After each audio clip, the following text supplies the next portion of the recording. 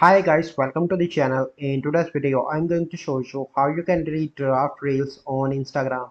So before getting into this video, must subscribe to our YouTube channel and click on the bell icon.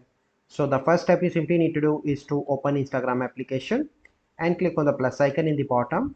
So once you click on that, you simply need to scroll and here you need to click on reel and then you simply need to click on the drafts on the top, and here you can see your draft video. You simply need to click on that video, or you can see that click on that and you can see an option of select. Click on that and you simply need to select your draft, and here in the bottom you can see discard. Click on that and here you need to click on discard. So here you can see that. So this is the process.